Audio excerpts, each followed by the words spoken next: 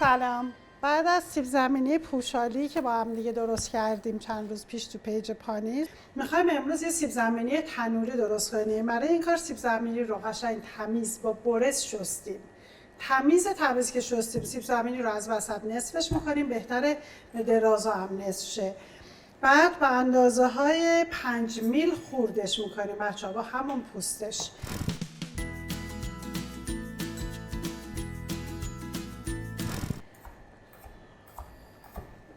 خب این از خورد کردنش. یک سری ادویه من نیاز دارم. تا میتونین نسبت به ذائقه‌تون این ادویه رو یا کم و زیاد کنین یا بعضی‌ها رو حذف کنین، بعضی‌ها رو اضافه کنین و بذارین که خوب مخلوط شه. من به خاطر اینکه یکی دو تا طعم بدم بهش، ببینین اول میام سیب زمینیمونو یه روغن طعمدار میخوام بهش اضافه کنم. این روغنایی که بچه‌ها آماده کرده بودم قبل از عید که داخلش سیر و اینا ریخته بودم. اول روغن رو اضافه میکنم، یکی دو قاشق. بعد با روغن خوب مخلوطش میکنم. آغشته به روغن که شد حسابی،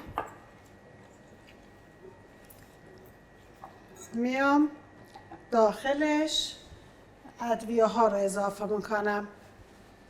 برای اضافه کردن ادویه ها خب اول از فلفل سیاه شروع میکنم. این چون روغن ریختم هر چی که اضافه میکنم قشنگ میچسبه حسابی بهش. سیب زمینی تنها ماده غذاییه که برای مزه دار کردنش روغن اول میریزیم توی گوشت و اینا. اگر این کارو بکنیم دیگه به هیچ عنوان طعمو به خودش نمیگیره. یه کوچولو پاپریکای دودی اضافه میکنم. با اینکه روغنمون طعم سیر داشت، من پودر سیرم دوست دارم، اگر داشتین اضافه کنین. این از پاپریکا. ببین هر چی که اضافه میکنین قشنگ مخلوطش کنین، بذارین کاملا آغشته بشه.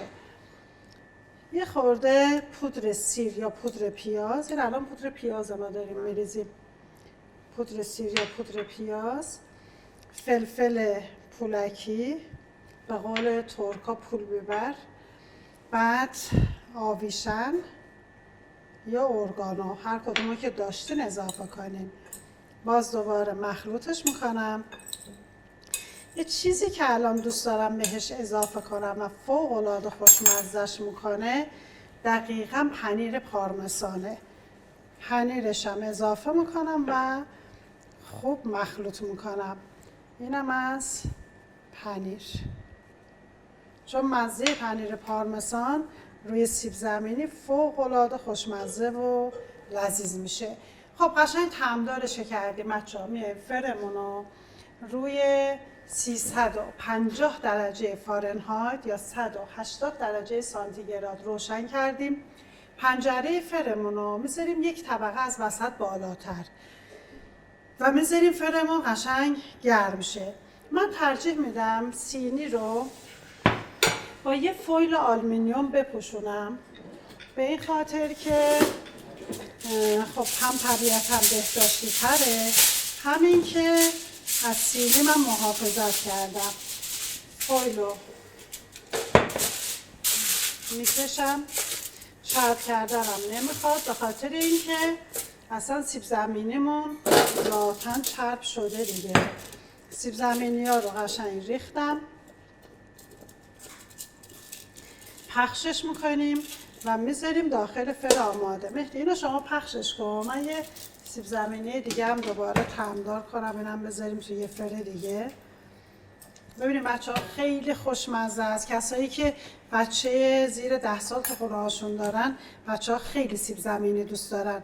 یه ذره ادویه هاشو با احتیاط بریزین، خیلی تندش نکنین، بذارین بخورن بچه ها سیب زمینی رو که با حداقل روغن آماده شده. خب حالا این یکی سیب زمینی من اول میام ادویه‌هاشو میزنم، بعد روغنشو. یه ذره از این گرانول نمکمونم بی زحمت روش بپاش. نمک دریاییه بچه‌ها، میتونیم پودر نمک هم بپاشیم. ببینید این فلفل، چون سیب زمینی نشاسته داره جذب میکنه. اگر سیب زمینی رو پوست کندین میتونین باز با پوست کندشون رو درست کنین اگر دیدین که پوستش زیاد پوست خوبی نیست، چون اینا کاملا پوستش نازکه. و میتونین سیب زمینیتون رو حتی اگر دوست داشتین داخلش یک کوچولو زردچوبه هم بزنین که یه ذره رنگ زردچوبه هم با خودش بگیره. خب این از فلفلش. فلفل این رو بیشتر از اون میریزم، نمکش هم میریزم. اینو داشتم میگفتم که اگر از قبل آماده کردین یه کاری انجام بدین، میتونین سیب زمینیاتون رو توی یه ظرف بزرگ آب بریزین تا حداقل سیاه نشه. خب اینم از ادویجاتش. خب داخل این دیگه آویشن اضافه نمی کنم، ولی پودر پیازش رو بیشتر میریزم بخاطر اینکه پودر پیاز خیلی خوشمزه است. الان توی این مدلشم اول ادویه ها رو ریختم به خوردش دادم، بعد روغن رو اضافه میکنم. اینم باز از روغنی که خود روغنه طعم داره. باز اینم میریزم داخل سینی که با فویل آلومینیوم پوشوندم، میذارم داخل فر. بستگی به فصلی داره که سیب زمینی رو دارین آماده میکنین. بعضی از سیب زمینی ها زود پزتره، بعضی ها دیر پزتر. ممکنه که سیب زمینیتون در عرض 7-8 دقیقه آماده شه، ممکنه تا 10 دقیقه 12 دقیقه هم طول بکشه. بذارید داخل فر تا کاملا پخته و برشته بشه و بستگی به فرتون هم داره در ضمن. اینم از فول.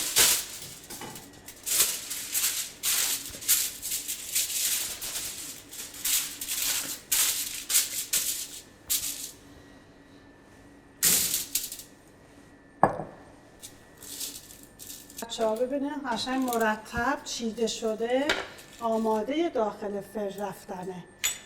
قشنگ خودش میگه که چقدر خوشمزم. بهتون پیشنهاد میکنم که اگر توی خونه داشتید یه کوچولو بیکن هم خورد کنین روش بریزین، یه ذره پنیر موزارلا هم رنده کنین روش بریزین و بتونین به عنوان یه عصرانه سروش کنین. این روغن خوشمزه شون هم میریزم روی سیب زمینی ها، مزه خودش لذیذ ترش میکنه. خب میریم تا سیب زمینی هامونو بذاریم داخل فر. خب من روی یکی از سیب زمینی ها بچه‌ها میخوام یک کوچولو رزماری هم بریزم. رزماری رو قشنگ میخوام دیده شه رزماری روی سیب زمینی. به محض اینکه گفتم همکارا سریعا بیکن هم آوردن گذاشتن زیر دستم، ولی بیکن رو نباید الان اضافه کنیم بچه‌ها. سیب زمینی رو میذاریم داخل فر، 80% پختش که گذشت بیکن رو خورد کنین بریزین روش، اسلایسش کنین و روش پنیر بپاشین، دوباره بذارین داخل فر. به خاطر اینکه اگه از الان بذارین قطعا بیکناتون میسوزه. این دوتا میره داخل فر تا ببینیم نتیجه کارمون چی میشه. مرسی نتیجه.